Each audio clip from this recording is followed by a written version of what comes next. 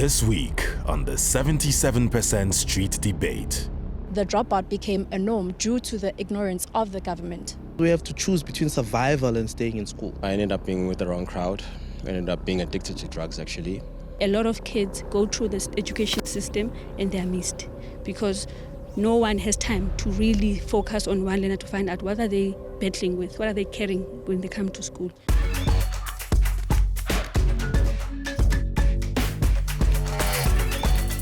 The 77% is coming to you from Alexandra Township, which is located on the ragged edge of Sandton, Africa's richest square mile.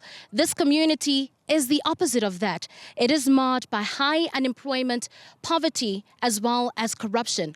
Perhaps it is the perfect location to debate South Africa's education system, as well as its battle with the high dropout rate in schools. Across the country, about 40% of all grade 1 learners will leave the schooling system before finishing grade 12, which is South Africa's last year of study. So what is behind this problem? I want to put that to a panel of experts well versed in today's discussion. And I want to begin the conversation with Rahima.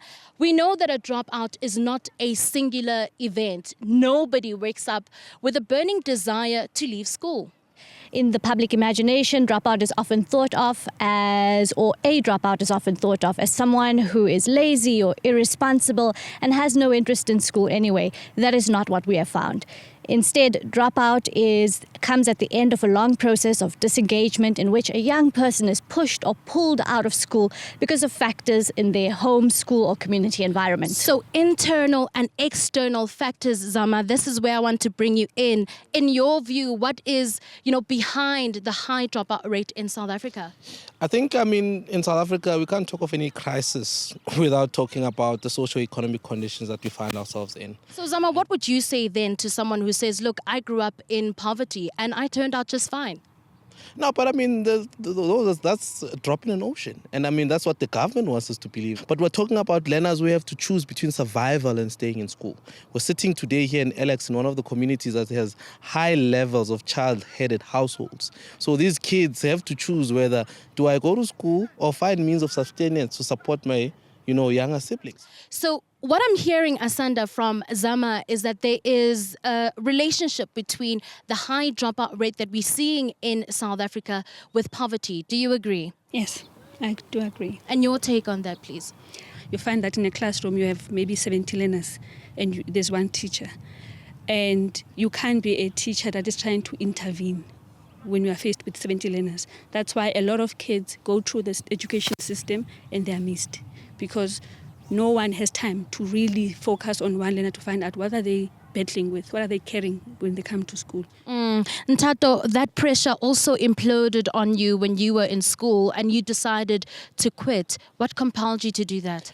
Well, one of the reasons was I was actually bullied at school. So it was one of the drives of having low self-esteem. And apart from bullying, anything else that affected you from, your personal perspective? I'll say social backgrounds, where I come from, because I'm always affiliated with people who are on the wrong side of the tracks. So I was actually exposed to gangsters, drug abuse as well. And what was the result of that? Well, the result of that, I ended up being with the wrong crowd. I ended up being addicted to drugs, actually. And what happened was we did a housebreaking, which went wrong. And I actually went to prison for 2 years for that. And while I was in prison, I actually gathered my thoughts and did some introspection to say, okay, this is where I am. And I just grabbed every opportunity where I could read books. I just need to better myself. It highlights to me that, you didn't have good role models in your life. And I want to bring in Kanyile. The importance of having good role models in a bid to keep young people in schools. Is that important for you as a young man who is living in Alexandra Township? Yes, it is of utmost importance because actually talking to someone who's been through what you are currently going through kind of gives you some light on what you can and can't do. So having that really points you in the right direction, keeps you going. It's motivation, to be quite frank. And whenever someone is motivated, they actually have the necessary energy to do what they are supposed to do. So it's been very helpful to me. Landi, do you know of any young people, your peers, your friends, who dropped out of school? Yes, I do have a friend who once dropped out of school. And generally, what is the trend? Why do you think are the main reasons why they've stayed out of school? Well, for her, it was because of a situation she was going through at home, which affected her academics. And she felt as though, because the school did not understand, she felt that the best decision was to drop out. Sure. Gracious, I'm going to move to you. I mean, you are an influencer. You motivate young people to stay in school. Talk to me about some of the challenges that they face. Why are they more prone to stay out of school? Well, most of them, the only thing that is stopping them from continuing is because of the lack of support that they require from the anchors that they have in their lives. Some with the teachers not being able to support them by applying the same formula on each and every one of them instead of studying them. Another thing is the responsibilities that they have back at home. Some have to take care of the kids. Some have to travel a long way to get to school. Sure. So what we have established so far is that there are a variety of reasons as to why young people drop out of school. It could be because of the burden of taking care of their siblings, but also it could be just the lack of motivation, not having positive role models to keep them in school. Whatever the reasons, policies are important, and the Department of Education or even government has implemented a number of policies over the years. The question is, why aren't they working? I want to put that question to Zama. No, thanks, Busi. I think firstly we must just make it clear that the department has just decided to ignore this problem. And that's why it has been getting worse and worse. So who should be holding the department accountable? I think across society, we've all ignored this problem. I don't think it's just the department. I went through public school. I know a lot of people who have dropped out, and we know that they don't succeed in other avenues. You know, they're stuck in poverty and unemployment. And the public hasn't done anything. They just looked at the problem and said, yeah, sure, we know it happening. Because the communities are the ones that bear the brunt. Because when these learners drop out, they are there in the communities suffering with unemployment. They are there struggling with drugs. So I think we have, as a society, not just to look at the department, but also there hasn't been a strong, concerted campaign to say, comrades, we have a problem here. How do we mitigate? All right, let's hear from Landi. What's your take? So I think Zama said something interesting about the society ignoring the dropouts. I don't think that the society is ignoring the dropouts because ignoring is when someone sees something and turns a blind eye to it. But to the society, it wasn't turned to a blind eye, because what happened was there were numerous strikes that took place within the community of Alexandra, but the government ignored that. So there were initiatives that were taken by the students to change what is happening within the public schools within Alexandra. So I could say that the society didn't really ignore the whole dropout rates, but rather the dropout became a norm due to the ignorance of the government.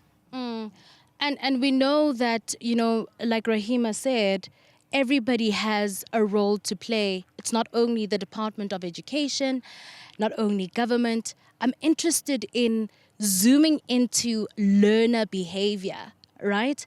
Are we holding young people accountable? The very same young people who we know can be problematic in schools, disturbing class and so forth. Are we holding young people accountable? Well, in public schools, that is not possible, because for a teacher who has 71 students in a class, that teacher does not have time to pay attention to behavior.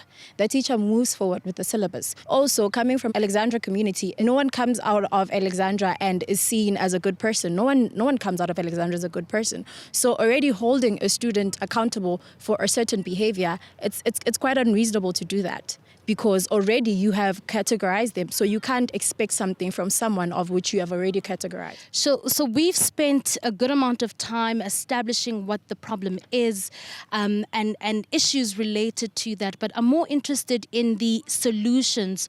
What are the solutions? And Zama, take us through, solutions that we could actually implement.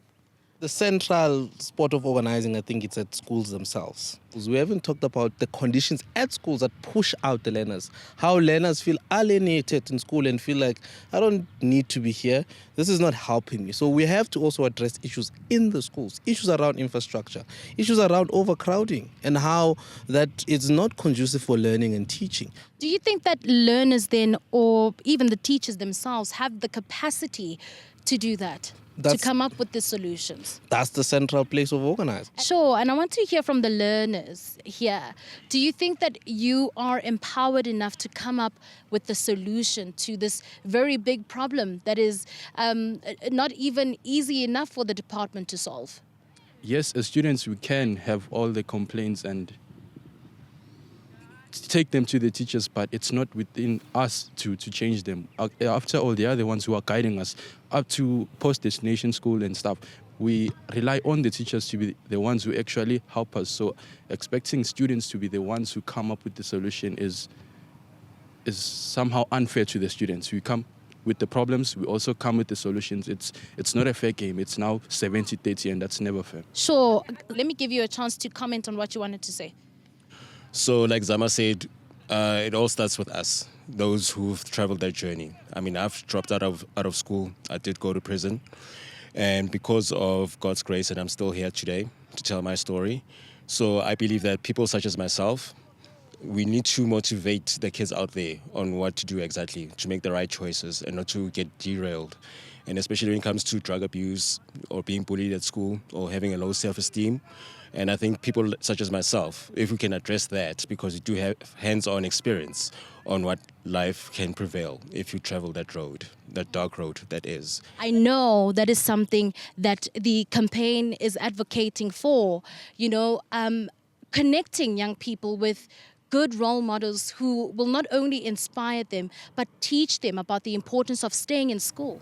Absolutely. Our research has found that people who come from difficult circumstances, challenging circumstances, are able to stay in and succeed at school because of positive anchors in their lives. A caring adult who checks in with them, who plays that role of mentor, maybe even a counselor, does make a significant difference with school and academics, as well as the difficulties in their personal lives. Is it enough to just say that, the responsibility rests on students, on parents? How do we then get to the solution? And I want to hear from you, Gracious. Oh, I think it boils down to us collaborating together. And I think some teachers have really done that, because if I go back to my history at school, when I was doing grade 5, I was unable to read until I was moved to another school. When I got there, the teacher was available for me. She sat down with me, started from scratch, taught me the vowels and the consonant. And here I am now. I was the top learner from grade 8 up until grade 12. Imagine a person who was unable to read, but I found that personal anchor in my life that was able to teach me. Now I'm a university student. And I think that is the perfect way to wrap up this conversation and this debate. What we have established is that this debate is far from over. It is complex. It has many sides, but it's going to need effort from government, the NGOs, civil society, families to come together and try find a solution. And this is not where it ends. It really has to continue. And I'm hoping that you will take part in commenting on what you've heard so far and give us your take on this topic. This was the 77% out in Alexandra Township. My name is Busisiwe Kumete Chijanje.